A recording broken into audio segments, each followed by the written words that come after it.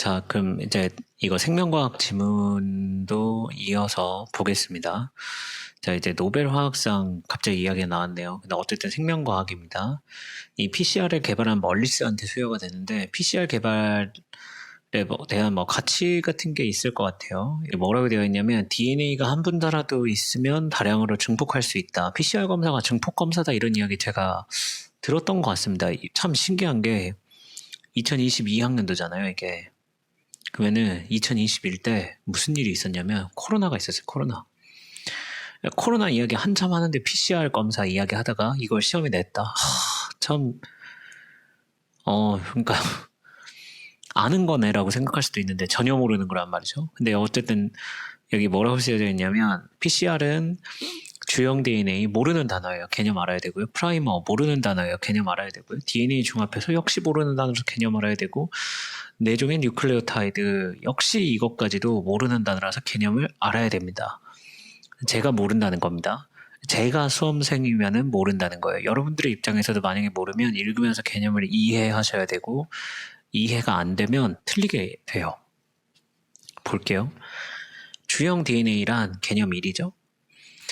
시료로부터 추출하여 PCR에서 DNA 증폭의 바탕이 되는 이중가닥 DNA를 말한다 라고 되어 있습니다. 주형 DNA에서 증폭하고자 하는 부위를 표적 DNA라고 합니다. 증폭하고자 하는 부위를 표적이라고 합니다. 프라이머는 두 번째 개념. 표적 DNA의 일부분과 동일한 염기서열로 이루어진 짧은 단일가닥 DNA로 이종의 프라이머가 표적 DNA의 시작과 끝에 각각 결합한다라고 되어 있습니다. 그러니까 이 프라이머가 표적 DNA를 찾는 데 좀 도움이 될 수도 있겠다 이런 걸 보시면 될 것 같고, 세 번째 개념 DNA 중합 효소는 DNA를 복제하는데 단일가닥 DNA의 각 염기서열에 대응하는 뉴클레오타이드를 순서대로 결합시켜 이중가닥 DNA를 생성한다라고 되어 있는데 이중나선이라고 생각하시면 됩니다. 여러분들이 알고 있는 이거 기억하시죠? 이게 이제 이중가닥이라는 거죠. PCR 과정은 우선 열을 가해 이중가닥의 DNA를 두 개의 단일 가닥으로 분리하는 것으로부터 시작하고요.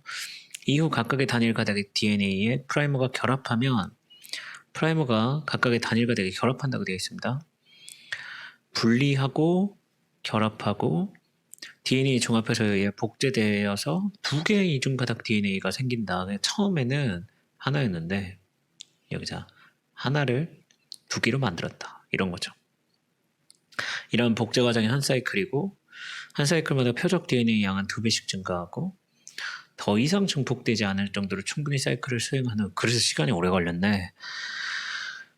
그래서 전통적인 PCR은 PCR의 최종 사물의 형광물질을 결합시켜 발색을 통해 표적 DNA 증폭 여부를 확인한다라고 되어 있습니다. PCR은 시료의 표적 DNA 양을 실시간 알 수 있는 실시간 PCR이라는 획기적인 개발로 이어졌고요. 실시간 PCR은 차이가 있나 봅니다. 실시간 PCR이 있고 전통적인 PCR이 있는데 실시간 PCR은 시료의 표적 DNA 양도 알 수 있다는 거고 전통적인 PCR과는 어떤 게 다르냐면 자 먼저 실시가 보겠습니다. 사이클마다 발색 반응이 일어나도록 하는 누적되는 발색을 통해 확인 가능한다는 거고 이를 위해서 특이염료 또는 형광표식 탐집이 이용된다라고 되어 있습니다. 이 특이염료에 또 개념이 나와 있네. 야, 이게 참 과학 지문이 신기한 게 뭐냐면 법의 지문과 정확하게 반대예요. 그러니까 법은 일단 설명을 다 해놓고 그 다음에 개념을 설명하는데 여기는 새로운 용어 나올 때마다 바로바로 해설해 줍니다. 그래서 이중가닥 DNA 특이염료는 이중가닥 DNA에 결합하여 발색하는 형광물질이다. 새로 생성된 이중가닥 표적 DNA에 결합하여 발생하므로 표적 DNA 증폭을 할 수 있게 한다. 다만 이 특이염료는 모든 이중가닥 DNA에 결합할 수 있기 때문에 두 개의 프라이머끼리 결합하여 이중가닥 이입체를 형성한 경우에는 이와 결합하여 의도하지 않은 발색이라는데, 그러니까 약간 좀 원치 않은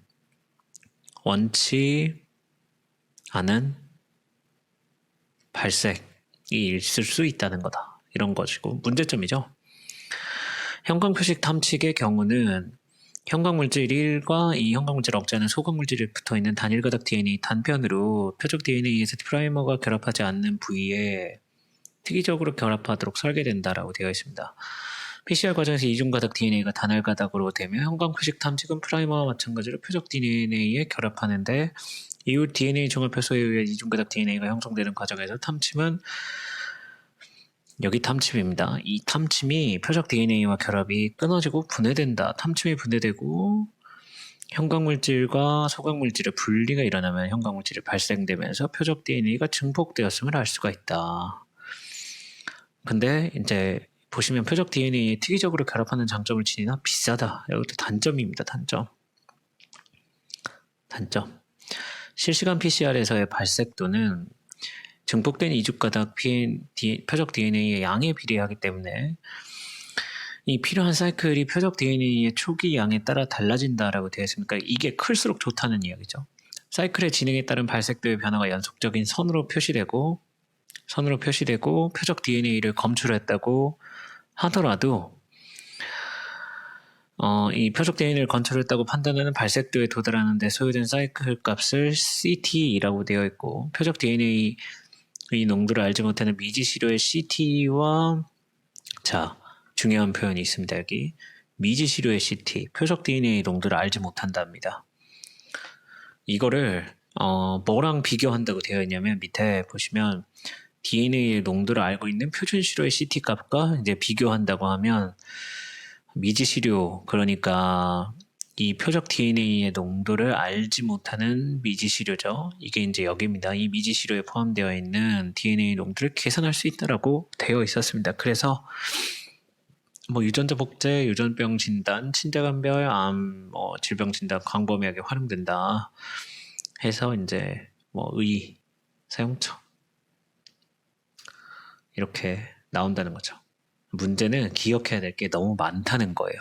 그래서 이 문제부터 풀기가 약간 어렵다라고 보실 수가 있습니다. 네. 이거 딱 문제까지만 보겠습니다. 어쨌거나 이 글에서 알 수 있는 내용 적절하지 않은 것이라고 되어 있는데 참 이게 일종의 그러니까 기억을 너 못하지. 그러니까 다 찾아봐. 이런 내용이에요. 불친절해요. 불친절한데 제 생각에는 이제 아마 이제는 이런 유형의 문제가 좀 많이 적어지지 않았나. 예전에는 이 정도만 돼도 킬러는 아니더라도 준 킬러 정도는 되지 않았나 이런 생각이 있습니다. 근데 어쨌거나 보시면 이종의 프라이머 각각의 염기 서열과 정확히 일치하는 염기 서열을 주형 DNA에서 찾을 수 없다라고 되어 있는데 일치하는 염기 서열은 주형 DNA에 있거든요. 여기에 보시면 주형 DNA란 이중가닥 DNA고요. 여기에는 그 이종의 프라이머 각각의 염기 서열과 일치하는 게 어디에 있냐면 표적 DNA 일부분과 동일한 염기 서열로 이루어진 짧은 가닥 DNA라는 이 프라이머가 있다는 거예요. 그러니까 프라이머도 염기 서열이 있다. 이런 겁니다. 그리고 여기 보시면 이 프라이머가 시작과 끝에 각각 결합하고 각 염기 서열에 대응하는 뉴클레오타이드를 각 결합시킨다. 이런 DNA 종합 효소 이야기도 있기 때문에 결국에는 대응하죠. 정확하게 일치하는 서열이 있죠. 결국 얘도 염기 서열이니까. 나머지는 문제되지 않는 것 같아요. 그러니까 2배, 4배, 8배 이 이야기는 어디에 있냐면 2배로 일어난다라는 부분이 있는데 여기 보시면 이 CT가 연속적인 선이라고 돼 있단 말이에요. 그리고 표적 DNA 양에 비례한다라고 되어 있기 때문에 같을 수밖에 없다 이렇게 보시면 됩니다. 여기 2배씩 증가한다라는 표현까지 있죠. 그래서 문제되지 않고 전통적인 PCR은 표준 시료가 있어도 표적 DNA 농도를 과정 중에 알 수가 없습니다. 왜냐? 이 전통적인 PCR 같은 경우는 여기 뭐라고 쓰여 있냐면 색깔 하나만 바꾸겠습니다. 최종 산물에 한다고 되어 있거든요. 최종 산물에. 그러니까 안 돼요. 그래서 과정 중에 알 수가 없어요. 실시간 PCR은 과열 과정을 거친다. 이건 실시간이든 전통적이든 상관없이 열을 가하는 거라서 함정이죠. 함정.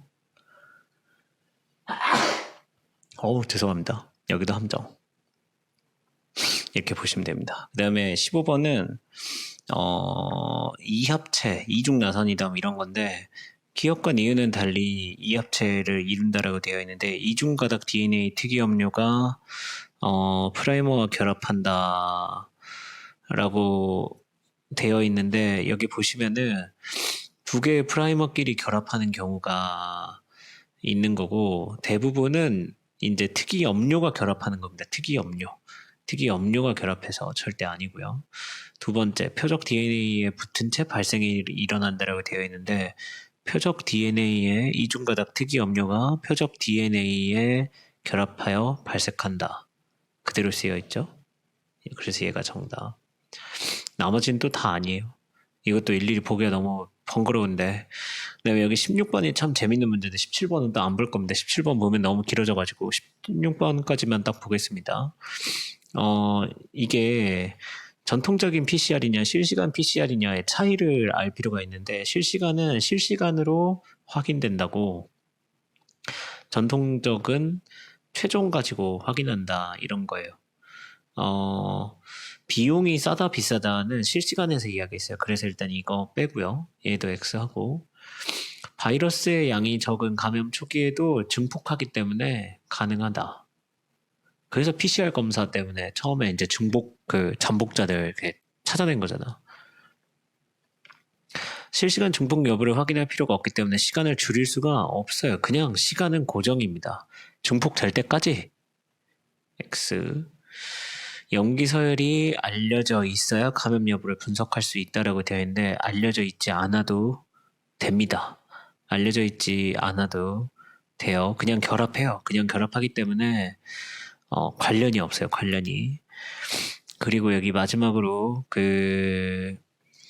감염 여부는 실시간 PCR이 끝난 후에 알 수 있는 게 아니라 실시간으로 그냥 확인 가능해요. 증폭이 확인 가능하기 때문에 실시간으로도 PCR을 확인할 수 있다. 이렇게 보시면 될 것 같습니다. 예.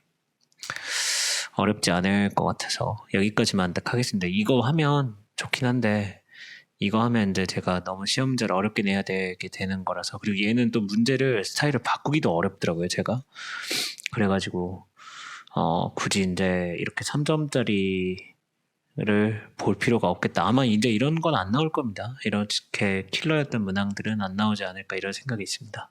여기까지 보고 남은 시간들은 복습하시면 됩니다.